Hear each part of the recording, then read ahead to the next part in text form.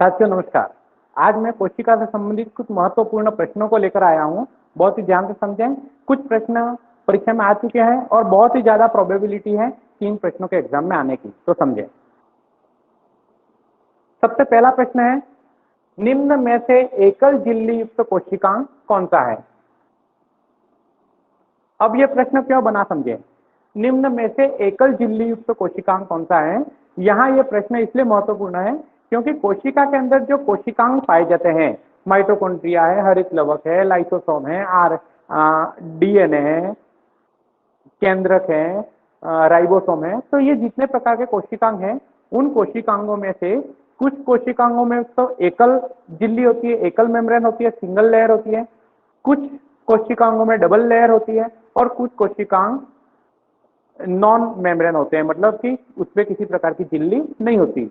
तो कौन से कोशिकांगों पर एकल मेम्ब्रेन होती है, किस पर डबल लेयर होती है और किस पर कोई लेयर नहीं होती, इसके बारे में प्रश्न आता है, तो समझें। निम्न में से एकल झिल्ली युक्त कोशिकांग कौन सा है? तो मैंने यहाँ प्रश्न का एक आंसर नहीं लिखा है। यहाँ आपको डबल मेम्ब्रेन वाले कोशिकांग कौन से हैं, सिंगल मेम्ब्रेन वाले कोशिकांग कौन से हैं और नॉन मेम्ब्रेनस कोशिकांग कौन से हैं वो लिखे हैं, तो आपको याद कर लेना है सीधा ही। डबल मेम्ब्रेन जिसपे दोहरी झिल्ली पाई जाती है, ऐसे कोशिकांग कौन से हैं? तो माइटोकॉन्ड्रिया, लवक या प्लास्टिड, गोल्जी काय, केंद्रक आवरण मतलब केंद्रक के ऊपर पाया जाने वाला आवरण, और अंतःप्रद्रव्य जालिका मतलब एंडोप्लाज्मिक रेटिकुलम। ये जो पांच कोशिकांग लिखे हुए हैं, ये पांच कोशिकांग डबल मेम्ब्रेन वाले होते हैं, मतलब दोहरी झिल्ली वाले होते हैं। लाइसोसोम, परऑक्सीसोम और ग्लाइऑक्सीसोम, ये तीन कोशिकांग ऐसे होते हैं जिनके ऊपर सिंगल लेयर या एकल झिल्ली होती है। तो इस प्रश्न का अपना आंसर लाइसोसोम, परऑक्सीसोम या ग्लाइऑक्सीसोम होगा, जो ऑब्जेक्टिव टाइप में लिखा हुआ होगा। और राइबोसोम और तारककाय, ये दो कोशिकांग ऐसे हैं जिसके ऊपर कोई मेम्ब्रेन या कोई झिल्ली नहीं पाई जाती। तो आपको क्लियर हो गया होगा डबल मेम्ब्रेन वाले कोशिकांग, सिंगल मेम्ब्रेन वाले कोशिकांग और नॉन मेम्ब्रेनस कोशिकांग कौन से हैं।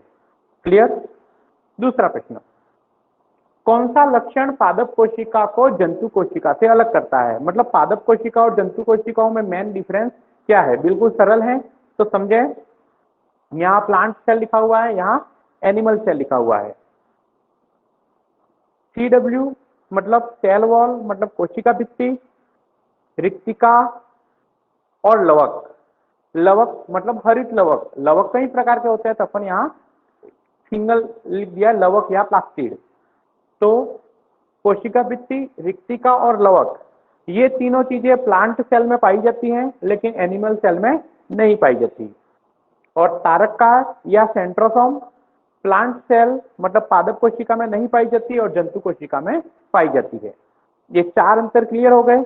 अब जिसमें लवक पाया जाता है, मतलब जिसमें हरित लवक पाया जाता है, वो तो स्वपोषी कोशिका होगी, भोजन स्वयं बनाती है।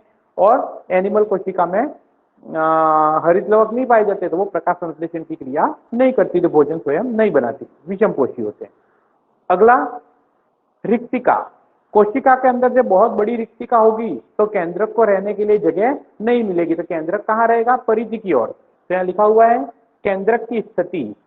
प्लांट सेल में केंद्रक रिक्तिका के कारण साइड में हो जाता है, तो कहाँ रहेगा? परिधि की ओर, मतलब कोशिका झिल्ली की तरफ रहेगा। लेकिन एनिमल सेल में रिक्तिका नहीं पाई जाती, इसलिए केंद्रक कोशिका के मध्य में रहता है या केंद्र में रहता है। तो ये मुख्य रूप से पादप कोशिका और जंतु कोशिकाओं में 5 अंतर है, आपको अच्छे से याद कर लेने।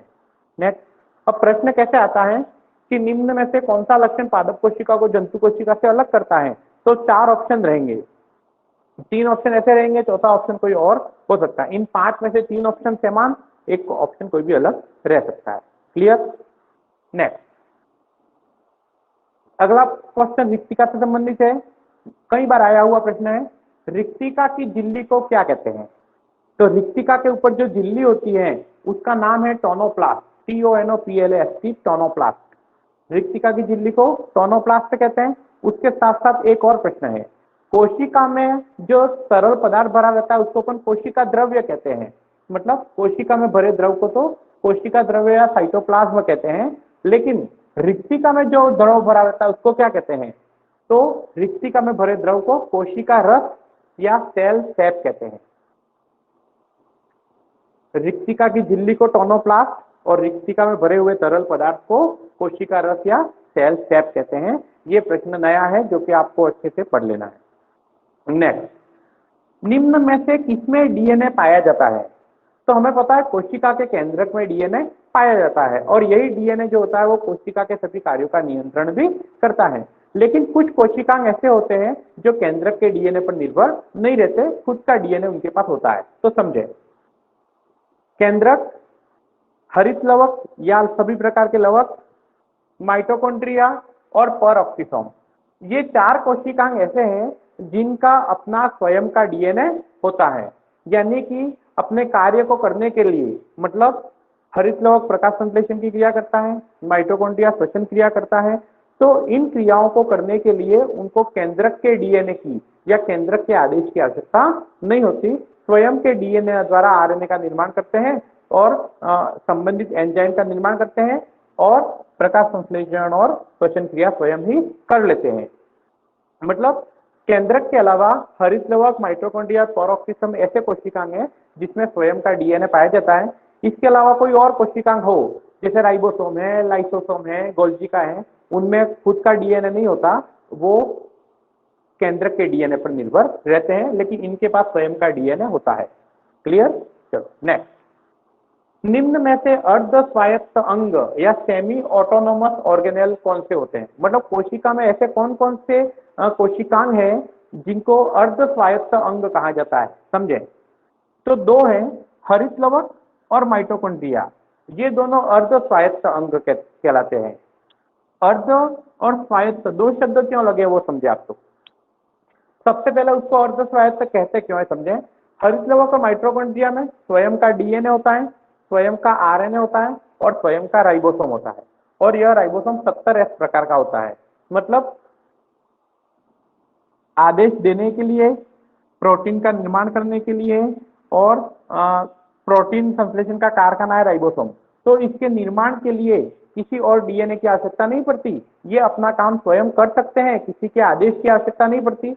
इसलिए हरित लवक और माइटोकॉन्ड्रिया को अर्ध स्वायत्त अंग कहते हैं। मतलब अपना काम स्वयं कर सकते हैं, इसलिए वो स्वायत्त अंग कहलाते हैं। लेकिन आगे शब्द लगा है अर्ध स्वायत्त। अर्ध क्यों लगा है? अर्ध इसलिए लगा है कि ये स्वयं अपना काम तो कर सकते हैं, लेकिन काम करने के लिए उनको कोशिका के अंदर रहना जरूरी है, बिना कोशिका के वो काम नहीं कर सकते, इसलिए उसको अर्ध स्वायत्त अंग कहा गया है। तो कोशिकाओं में दो ऐसे अंग हैं जो अपना काम स्वयं कर सकते हैं और उसके लिए कोशिका का होना जरूरी है, इसलिए उसको अर्ध स्वायत्त अंग कहते हैं। एक तो हरित लवक मतलब क्लोरोप्लास्ट और दूसरा माइटोकॉन्ड्रिया। क्लियर? चलो नेक्स्ट प्रश्न है, कोशिका सिद्धांत का अपवाद कौन सा है? श्वान और स्वीडन ने जब कोशिका सिद्धांत दिया तो उसमें कोशिका की महत्वपूर्ण विशेषताएं बताई, लेकिन वायरस या विषाणु एक ऐसी कोशिका है जो सजीव और निर्जीव के बीच की कड़ी है। मतलब वो एक कोशिका के जो मूलभूत गुण होने चाहिए वो सभी गुणों का पालन नहीं करती, इसलिए वायरस या विषाणु को कोशिका सिद्धांत का अपवाद माना गया है। तो मित्रों ऐसे ही प्रश्न हम और लेके आएंगे आपको। तो आपको ये वीडियो कैसा लगा, लाइक शेयर सब्सक्राइब करें, और अब आगे से जितने भी टॉपिक हैं वो सीधे क्वेश्चन के थ्रू ही पढ़ेंगे। अगले टॉपिक में अपन जितने भी कोशिकांग हैं, माइटोकॉन्ड्रिया, हरित लवक, गोल्जिका, लाइसोसोम, तो उनसे संबंधित क्या क्या क्वेश्चन एग्जाम में बनते हैं, उनके अन्य नाम क्या है और क्यों ऐसे नाम पड़े, उसके बारे में चर्चा करेंगे। धन्यवाद।